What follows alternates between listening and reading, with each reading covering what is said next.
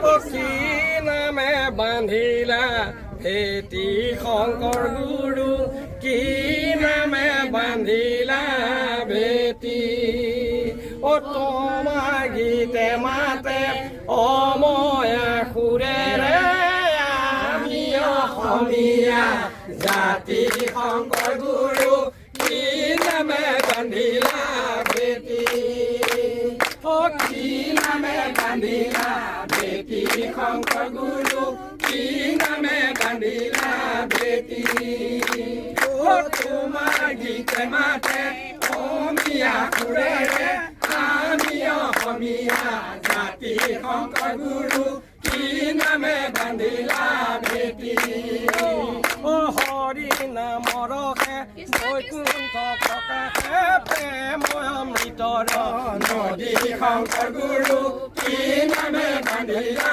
ভেটি অ কি নামে বান্ধিলা ভেটি শংকৰ গুৰু কি নামে বান্ধিলা ভেটি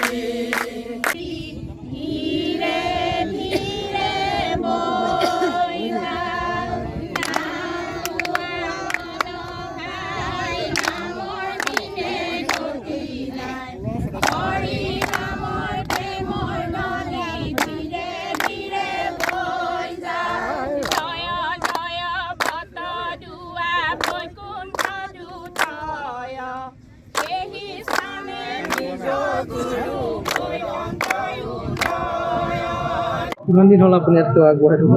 মই ইয়াত থকা এই একমাহ হ'ল, একমাহৰ কাম চলি আছে, একমাহ ডেৰ মাহ হ'ল। তাৰপিছত আৰু এইবিলাক কাম কৰি আছোঁ, নামঘৰৰ হেৰিয়ে কৰি আছোঁ। মানে আৰম্ভণিৰ পৰা আপুনি আৰম্ভ আছোঁ কৰি আছে, এতিয়া আৰু কি কি কাম কৰি আছে? এতিয়া কামৰ পৰা নামঘৰৰ প্ৰসাদ হেৰি কৰা, যোগাৰ কৰা, ফল মূল কাটা কৰা, অধিৱেশনখন আদায় নোহোৱালৈকে আৰু আছোঁ। অধিৱেশনটো ছয় আপুনি কেনেকুৱা আশা কৰিছে? ভালে পাইছে, আশা কৰিছোঁ মানে থাকিব লাগিব আৰু লাখ লাখ ভকত আহিলে লাখ লাখ ন কোটি কোটি ভকত ভকত আহিব। আপোনালোকে সেৱা শুশ্ৰূষা আপোনাৰ ঘৰ ক'ত? চাইজৰ আঞ্চলিক বগৈজুলি ঘৰ। আপোনাৰ নামটো কি? বিবেক বৰুৱা। আমি অধীৰ আগ্ৰহেৰে আমাৰ সমস্ত বান্ধৱসকলক সেৱা নিবেদন কৰিছোঁ আৰু আতিথ্য দিবলৈ আমি সাজু হৈছোঁ।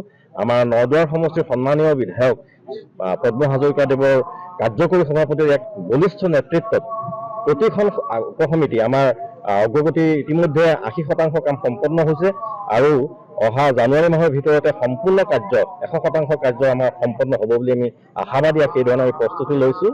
গতিকে আমি অসমৰ বান্ধৱ আই মাতৃসকলক আমি অতি সবিনয়ে সভক্তিৰে আটাইকে আমি আমন্ত্ৰণ জনাইছোঁ। অহা ফেব্ৰুৱাৰী মাহৰ 6, 7, 8 এই 3 দিনীয়াকৈ বৰ্ণাঢ্য আমাৰ যি ৰাজ্যিক অধিৱেশন হ'ব, সকলোকে আহি আমাৰ ভক্তিৰ সৎ নিমগ্ন হ'বৰ বাবে আমি সবিনয়ে সকলোকে সেৱা নিবেদন কৰিছোঁ।